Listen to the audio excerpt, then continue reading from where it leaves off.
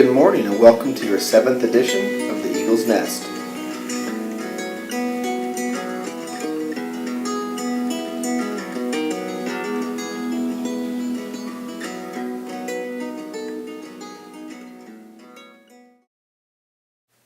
DCS Athletics is moving into their championship portion of their season. We'd like to take a minute to recognize the individuals and teams that will be representing DCS. Congratulations to Faith on making it to state, where she will compete this Saturday the 31st at 10 a.m. down in Eugene. Also, congratulations goes out to our soccer team. Our high school soccer team made the winner's bracket for the playoffs, and they will be playing their first game of the playoffs this Thursday. Finally, a big congratulations goes out to our girls volleyball team. Our girls volleyball team won the district championship this past weekend and will be moving on to sub-state.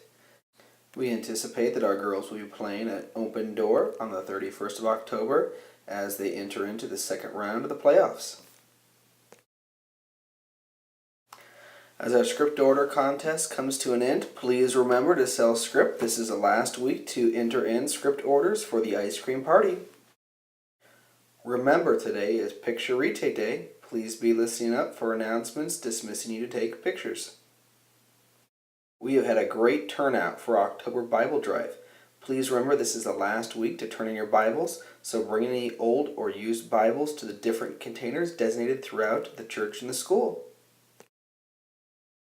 Finally, for announcements, remember that the Harvest Festival is this Saturday the 31st from 5 to 8. We would encourage you to come and join in the festivities or come and volunteer at several of the booths which still have openings, especially from the 7 o'clock to 8 o'clock time slot. There is also opportunity to sign up for setup or for breakdown. Please consult the board in the foyer to see areas where you can minister. This week, we will be breaking down the first fruit of the Spirit, which is love. Christ, in talking to his disciples, identified how powerful love is in terms of being a witness to others.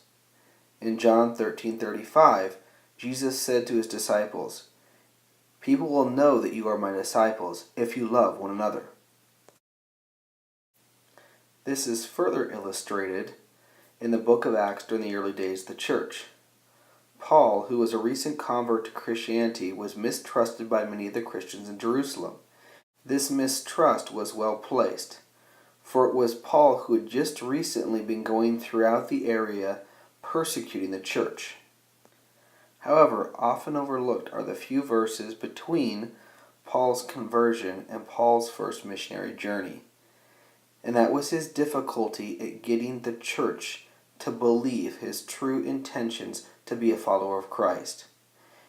What is truly amazing is when no one else in the church wants to associate with Paul, it is Barnabas, one of the leaders of the church, who is willing to step out and welcome him as a fellow brother of Christ. You may ask, how does this apply to me? What does this mean for me in my life? If we reflect back to John 13:35, we need to ask ourselves as Christians, how are we demonstrating love for our fellow believers? How are we welcoming them in love? Whether it's a new student in class, whether it's somebody perhaps that you don't get along with, if it's somebody you may have had a bullying issue with in the past, how do we demonstrate Christ's love? By just simply loving one another. Furthermore, how can we love those in the world if we cannot even show love to our fellow Christian brothers and sisters? This has a tremendous impact on our witness to a world who is looking closely at our actions and our behavior. An example of this was provided by a very simple gesture from many members in my church.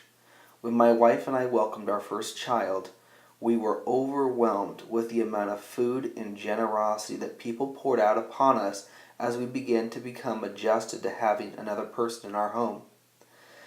My coworkers were amazed that person after person after person was willing to stop by our house over the course of several weeks to bring us a meal for dinner, to congratulate us, to ask us if we need any help with yard work or housework.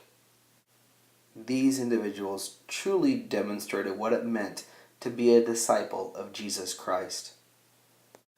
So I would encourage you to follow the example that Barnabas set, and find opportunities this week to reach out and demonstrate Christ's love towards your fellow believers.